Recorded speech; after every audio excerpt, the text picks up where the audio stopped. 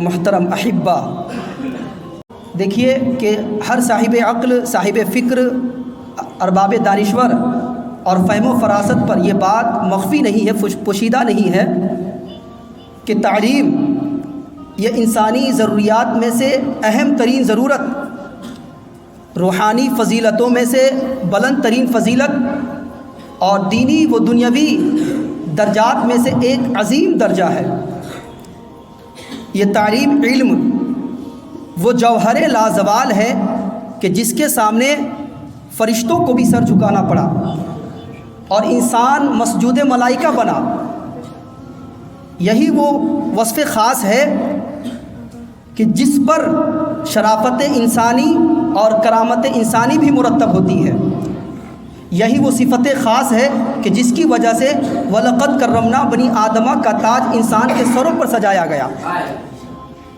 لیکن تعلیم کی فضیلت اپنی جگہ پر، اس کی عظمت، اس کی اہمیت، اس کے امپورٹنس سب کو مسلم ہے، لیکن چلتے چلتے یہ بات بھی سننے کے قابل ہے کہ علم اصل میں وہی علم ہے جس سے انسان کو انسانیت کا سبق ملے، شرافت کا درس حاصل ہو، اخلاق فاضلہ میں رسوخ پیدا ہو، تہذیب و تمدن پروان چڑھے، جس علم سے ماں باپ کا ادب آئے، جس علم سے بڑوں کی تعظیم آئے، جس علم سے قرب خداوندی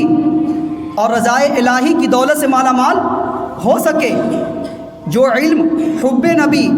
عشق نبی، ادب نبی اور تعظیم نبی عطا کرتا ہو، وہی علم اصل میں علم ہے۔ اب اس سے کوئی بحث نہیں، کوئی سروکار نہیں کہ وہ علم سائنس و ٹیکنالوجی کا علم ہو یا یہ فن طب و انجینئرنگ کا فن ہو، بس شرط یہ ہے کہ وہ علوم و فنون سے جو مقصود ہے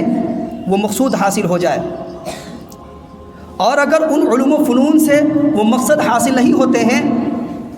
تو وہ علوم و فنون نہیں بلکہ شعبہ جنون ہے۔ وہ علوم و فنون نہیں بلکہ شعبہ جنون ہے۔ حضرات گرامی، جب ہم تاریخ اسلام اور تاریخ اسلاف کا مطالعہ کرتے ہیں تو ہمارے سامنے یہ بات روز روشن کی طرح عیاں ہو جاتی ہے کہ جس دور میں یہ علوم و فنون پروان چڑھ رہا تھا، جس دور میں اسلام کے ہاتھوں، مسلمانوں کے ہاتھوں یہ علوم و فنون پروان چڑھ رہا تھا، اس دور میں ان علوم و فنون سے انسان کو انسانیت کا سبق، شرافت کا درس، اخلاقی فاضلہ میں رسوخ اور حق و باطل میں امتیاز پیدا کرنے کی صلاحیت حاصل ہوتی رہی۔ انسان انسانیت کی شاہراہ پر گامزن تھا، صراط مستقیم پر قائم تھا۔ سائنس کا ہر سبق انسان کے لیے وجود خداوندی اور توحید باری تعالیٰ کے لیے توحید باری تعالیٰ کا سبق بنتا تھا۔ ٹیکنالوجی کا ہر فن قدرت خداوندی پر یقین کا ذریعہ بنتا تھا۔ تاریخ کے واقعات و حکایات اور قوموں کے عروج و زوال کی داستانیں انسان کے لیے عبرت و موضوعات کے لیے اسباب قرار پاتے تھے، اور ان علوم و فنون سے انسان ہدایت حاصل کرنے پر مجبور ہوتا تھا، اور یہ علوم و فنون ان کی رہنمائی کرتے تھے۔ انہی علوم و فنون کی بدولت انسانوں کے پاس اللہ اور اس کے رسول کی دولت آتی تھی، لیکن افسوس، صد افسوس، اسپین کے زوال کے بعد،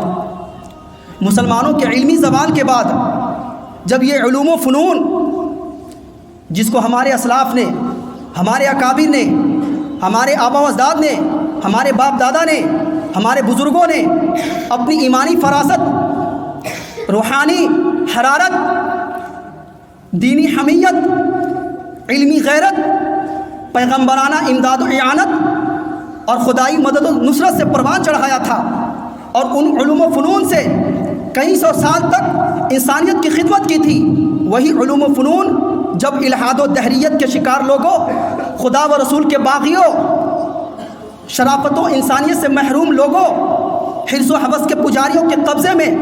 ظالمانہ وہ پنجانہ ہو گیا، تو ان علوم و فنون کو جو ان کا اصل مقصد تھا، اصل منشا تھا، اس کے خلاف استعمال کیا جانے لگا۔ اپنے ذاتی مفاد کے لیے کھلے طور پر ان علوم و فنون کا استحصال کیا جانے لگا۔ یہ ملحد و زندیق، یہ اہل حرص و حوث اپنی عیاری، اپنی مکاری، اپنی چالاکی اور چال بازی سے آہستہ آہستہ شعبہ تعلیم پر قابض اور حاوی ہوتے چلے گئے۔ اور انہی علوم و فنون کو خدا و رسول سے بغاوت، دین و اسلام سے نفرت اور شریعت مطہرہ سے عداوت، شرم و حیا کا استہزاء و تمسخر اور انسانی اقدار کی توہین و تحقیر کے لیے استعمال کیا جانے لگا، جس کا نتیجہ آج ہمارے سامنے ہے، جس کا رزلٹ آج ہمارے سامنے ہے کہ آج علم اور تعلیم ہی اس بات کا نام ہے کہ دین اور مذہب کو فضول اور بیکار چیز سمجھی جائے۔ انسانی اقدار، انسانی اخلاق جیسے شرم و حیا، تواضع، انکساری، اثار و قربانی، احسان و سلوک کو کمزوری اور بزدلی پر محمول کیا جاتا ہے۔